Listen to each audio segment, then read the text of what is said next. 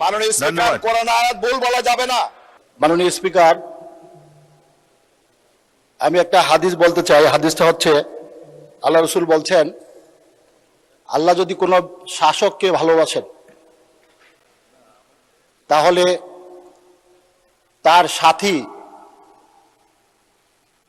তাকে একজন সৎ এবং সৎ উপদেশ দান করে এরকম ভালো মানুষকে তাকে সাথী বানিয়ে দেন।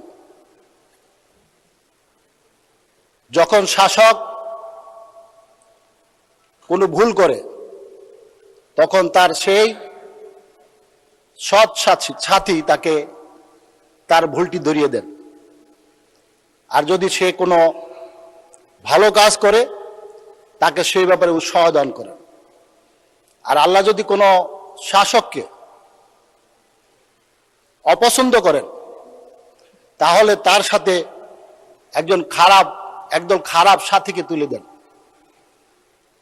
যখন শাসক ভুল করে সাথী চুপ থাকে যাতে শাসক আরো ভুল করতে পারে। আর যখন সে কোনো ভালো কাজ করে সেই কাজের তাকে সে উৎসাহিত করে না। এটা কি ওনার বক্তব্যের উপরে কি বলেন? মাননীয় স্পিকার, আমাদের সম্মানিত হুইপ নুরুদ্দিন আহমেদ অপু বলেছেন সূরা আন-নাজমের 53 নম্বর আয়াতে যে কথাটি বলেছেন বিষয়টি এমন নয়। সঠিক হচ্ছে 53 নম্বর সূরা আন-নাজম 39 নম্বর আয়াত আল্লাহ রাব্বুল আলামিন বলেছেন ওয়ালাইসা লিল ইনসানা ইল্লা মা আসা, মানুষ যা চেষ্টা করে সেটাই সে পায়।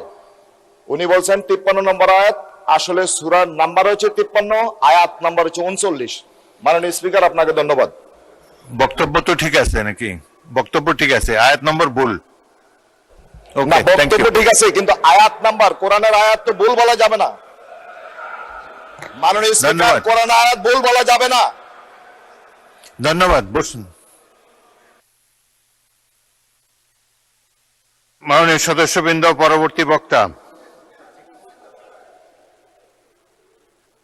আচ্ছা, নুরুদ্দিন অপু বলেন। মাননীয় স্পিকার, আপনার মাধ্যমে আমার ভাইকে ধন্যবাদ জানাচ্ছি যে মাননীয় স্পিকার, আমার সংসদ সদস্য ভাইকে ধন্যবাদ জানাচ্ছি এই বলে যে সে আমাকে ভুলটা ধরিয়ে দিলেন। থ্যাংক ইউ আপনাকে।